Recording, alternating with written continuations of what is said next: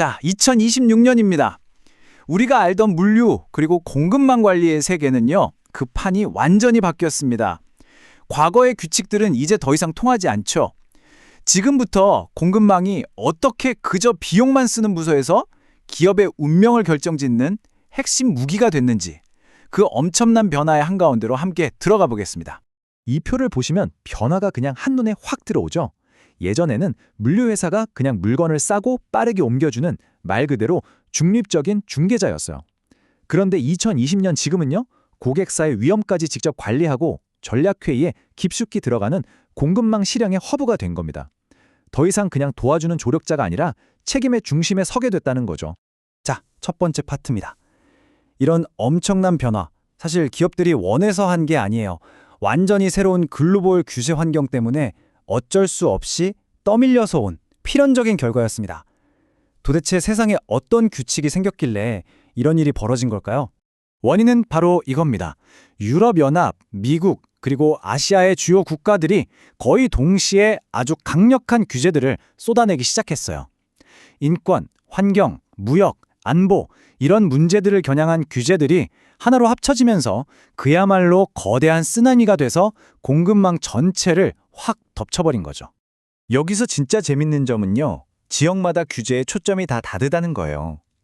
유럽은 인권과 환경을, 미국은 국가 안보와 제재를, 아시아는 고객사의 요구와 비즈니스의 연속성을 제일 중요하게 봐요. 그러니까 이 중 어느 한쪽에만 맞춰서 최적화하려는 전략은 거의 실패가 보장된 셈이죠. 그야말로 복잡하게 얽힌 규제 지뢰밭이 만들어진 겁니다. 좋습니다. 그럼 다음 파트로 넘어가서요, 이 새로운 규칙들이 가져온 결과를 한번 보죠. 예전에는 그냥 현장에서 알아서 하던 공급망 관리가 어떻게 갑자기 이사회와 CEO의 가장 큰 골칫거리이자 핵심 과제가 되어버렸을까요? 바로 이 질문이 핵심입니다. 아니, 왜 갑자기 이 문제가 실무자 레벨을 넘어서 최고 경영진의 책상 위로 올라오게 된 걸까요? 그 이유는 말이죠, 크게 5가지 이유 때문입니다. 첫째, 법적 책임이 이제 실무자가 아니라 경영진에게 직접 향하게 됐어요. 둘째, 한번 잘못되면 벌금이나 소송 같은 직접적인 돈 문제가 생깁니다.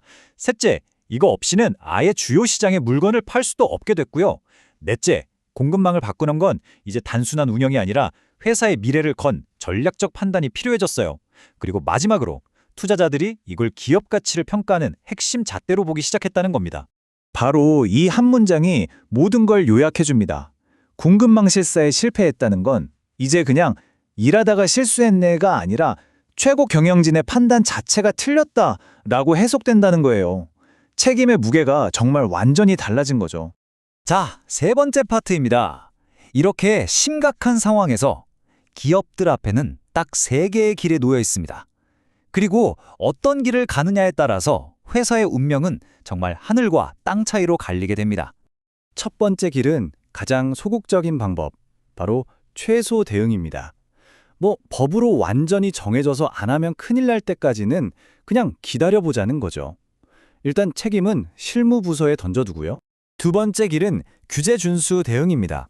이건 벌금을 피하기 위해서 유럽연합이 정한 최소한의 기준만 간신히 맞추는 데 집중하는 아주 방어적인 전략이라고 할 수 있죠. 그리고 마지막 세 번째 길, 이게 바로 전략적 통합입니다. 리더십이 직접 나서서 이건 위기가 아니라 기회다라고 선언하고 이 공급망 실사를 경쟁사를 압도하는 우리만의 무기로 만들기로 결정하는 가장 적극적인 길이죠. 이 선택들의 결과는 보시는 것처럼 정말 극명하게 갈립니다. 최소 대응을 하면 시장에서 쫓겨날 위험이 있고요. 규제 준수는 그냥 간신히 살아남는 수준이에요. 오직 전략적 통합을 선택한 기업만이 고객들이 먼저 찾는 파트너가 되고 압도적인 경쟁력으로 시장을 이끌면서 성장이라는 과실을 따먹게 되는 겁니다. 네, 바로 이겁니다. 최소 대응은 퇴출, 준수는 생존, 통합은 성장. 이 변화의 흐름을 우리 것으로 만들어서 전략적으로 활용하는 것만이 성장을 향한 유일한 길이라는 거죠. 자, 이제 마지막 파트입니다. 그럼 이기는 전략, 즉 전략적 통합을 하려면 구체적으로 뭘 어떻게 해야 할까요? 승리를 위한 새로운 게임의 법칙, 그 핵심 요소를 지금부터 살펴보겠습니다. 이기는 전략은요, 이 4개의 기둥 위에 세워집니다. 첫째, 우리와 직접 거래하는 협력사뿐만 아니라 그 협력사의 협력사까지 공급망 전체를 손금 보듯이 들여다보는 가시성. 둘째, 어디가 가장 위험한지 빨리 찾아내서 우선순위를 정하는 리스크 평가. 셋째, 문제가 보이면 즉시 해결하는 대응. 마지막으로 이 모든 과정을 끊임없이 지켜보고 보고하는 모니터링. 이 4가지가 핵심입니다. 그리고 이 모든 걸 가능하게 하려면 기술의 역할이 정말 중요해졌습니다. 공급망을 지도처럼 그려주는 시스템이나 인공지능이 위험을 분석해주는 기술 같은 IT 역량은요, 이제 더 이상 돈만 나가는 비용이 아니에요. 경쟁에서 이기기 위한 가장 중요한 핵심 투자 자산이 된 겁니다. 오늘 이야기의 마지막 질문을 던지겠습니다. 자, 여러분, 회사의 공급망은 지금 어떻습니까? 언제 터질지 모르는 시한폭탄 같은 리스크의 원천인가요? 아니면 다른 누구도 따라할 수 없는 강력한 경쟁 우위의 원천인가요? 그 답은 바로 여러분의 선택에 달려 있습니다.